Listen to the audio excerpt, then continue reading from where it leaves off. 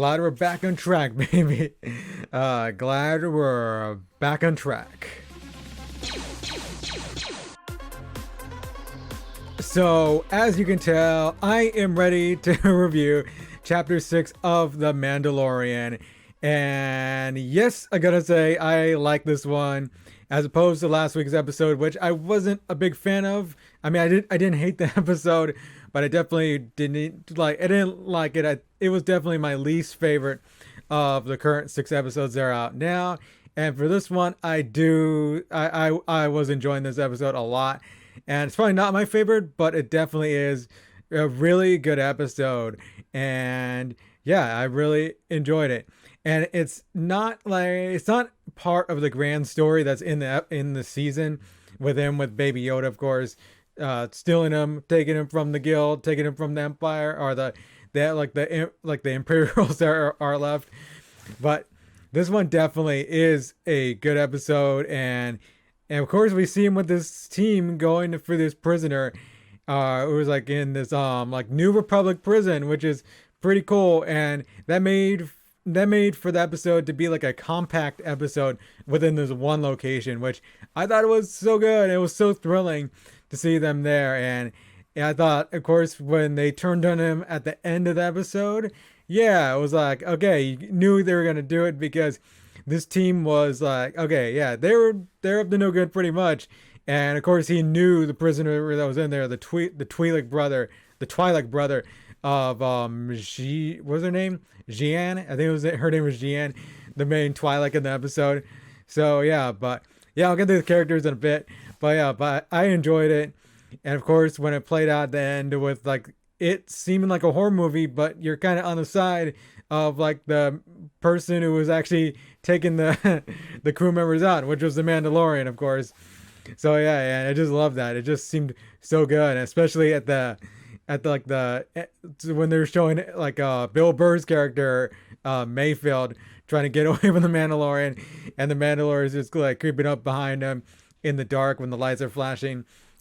So yeah, I enjoyed that. I enjoyed pretty much everything about this episode because I thought it was done so well. And yeah, let's go to the characters, of course. So I just mentioned him, but we're gonna go to Bill Burr. So yeah, and of course I think people knew that he was gonna be in the Mandalorian at some point, and he comes into this episode as the character Mayfield. And yeah, I like his character in this episode because I thought he was good. I thought he was a good character. I thought, okay, he fits well into the Star Wars universe. I mean, he still has that Boston accent, but I think he worked well. I think he had some good lines, and some of his lines were references in the Star Wars universe, like when he was talking to the Mandalorian and telling him, yeah, are you a Gungan under there? I thought that was funny. And of course, he's picking up Baby Yoda at like some point, and he pretends like he's gonna drop him, and then he actually does drop him when like the droid kind of erratically lands a ship on the that prison. But I thought, yeah, Bill Burr's character was good. What else? He mentioned Cannibal Bite, I think. Yeah, and of course he was going off when he was saying like they're saying he's a stormtrooper. And he says, I wasn't a stormtrooper, wise ass. So yeah, I thought that was cool as well. Kind of a reference, of course, because stormtroopers are just sucky shooters, of course. So yeah, but yeah, Bill Burr was no problem for me. I thought he was good. I hope he comes back at some point because, of course, he like Mandalorian. He keeps him alive and he just sticks him in that prison. So yeah, I thought, yeah, hopefully he comes back at some point. That would be cool if he comes back at season 2 or like 3 or something like that of the Mandalorian. So let's go over to Clancy Brown's character. What's his name? I think it was Bergs. So yeah, so right when he spoke for the first time, I was like, that's Clancy Brown. That's Clancy Brown because I could recognize that voice from like animated shows, and he's done voices in Star Wars like Rebels and Star Wars Clone Wars. So yeah, I definitely recognize his voice, and I'm so happy he gets to play a live action character in a Star Wars show. So I thought, okay, he was good in this one. I thought he was excellent as Bergs. This character, this creature that was, I think it was, they had a creature in A New Hope. They was in the cantina. So I thought, okay, that's pretty cool to see like a character like this in there. And of course, he has a fight later on at the end of the episode with Mandalorian, which is pretty cool. And you see him get like taken out by the doors, which I think he should probably be dead, but he ends up being alive at the end of that prison. So yeah, maybe he's that strong that he can get squashed by a door and end up staying alive. So yeah, I guess I guess it's possible. I guess, but yeah, Clancy Brown was good in the episode. So yeah, hopefully we see him back again as well.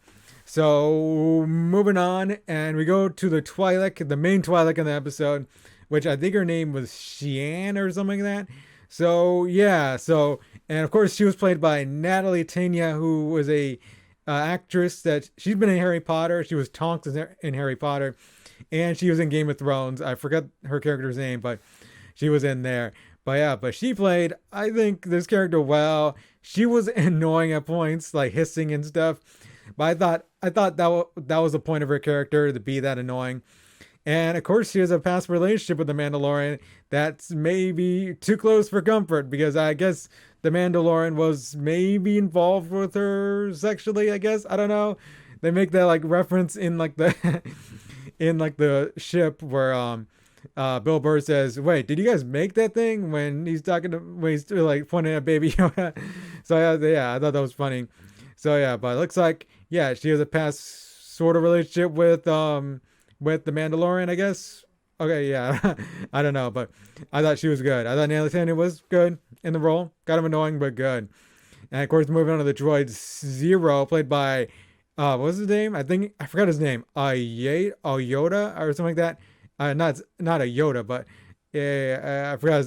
But I know the actor, but by his name. But he was good as a droid. I thought he was kind of an asshole of a droid. I thought he was pretty good in the role. And of course, at the end of the episode, when he's like, trying to track down Baby Yoda, and then of course the Mandalorian comes back to take him out, and he's the only one he actually kills by shooting him. So yeah, but of course the Mandalorian hates droids, so we knew that was probably going to happen. And of course, in the episode was Mark Boone Jr.'s character. I don't know his name in the episode, but of course you've seen him around. You've seen him in Batman Begins and stuff, and he was in Sons of Anarchy. I've never watched the show, but if you watch that show, you like obviously recognize him. So yeah, but he's a cool character. He's a cool actor to see in roles, of course, and he's always good. Yeah, he's a good character actor. And of course, this episode was directed by Rick Famuyiwa, who is an excellent director, the director of Dope. And he directed episode 2, I believe, which was also a fantastic episode with the Jawas, and also his cameo at the end of the episode as an X-wing pilot when they were taking out that place where Mark Boone Jr.'s character and of course the Twilight brother were headed to, like we're at right there. So yeah, so unfortunately I couldn't find a picture of Famuyiwa in the X-wing cockpit, of course, but yeah, but of course there we saw Filoni as well as a X-wing pilot, so that was cool. I noticed him right away. So yeah, I thought Filoni seeing him there was cool. And Deborah Chow, of course, the director of I think 2 of the episodes in this season. I know she directed episode 3, but of course she's directing Obi-Wan later. I think next year I think. So yeah, but Deborah Chow, also a nice cameo to see at the end of this episode of The Mandalorian. So yeah, overall, it was a good episode. I actually really enjoyed this episode.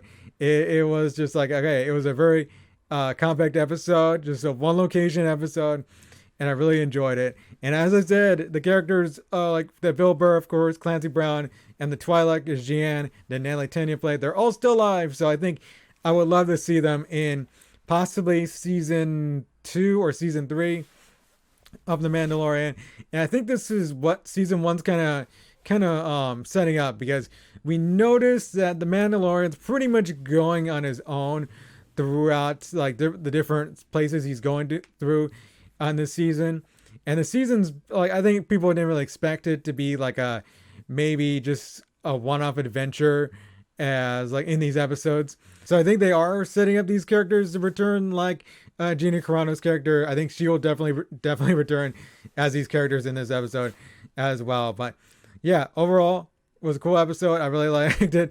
I really dug it. So yeah, so tell me what you thought about this episode. Do you think it was good? Do you think it's the best this season, or do you think were you not digging it? I don't know. Tell me down below in the comments section, and where would you rank Chapter 6 of The Mandalorian?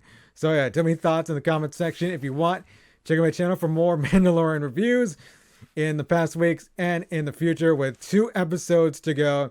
So definitely with 2 episodes to go, I hope they do get to the main story of the season, which happens, of course, be Baby Yoda trying to get that figured out, and hopefully take out the rest of the Imperials or the Guild. I don't know really what's gonna happen, but we'll see. And also, the thing about the last episode was who was checking on Ming-Na's character, and I didn't really put this together, but I thought, yeah, people thought it was like Boba Fett, I guess, but I don't know if they would bring Boba Fett if they were gonna like say he was still alive. I don't know if they would bring him in season 1. But maybe they will. I don't know. But I think it's probably going to be Moff Gideon, who is played by Giancarlo Esposito. So we'll see. I don't know. But yeah, I'm going off on a tangent, so I should end this now. So until next time, I will see you folks later. I am out.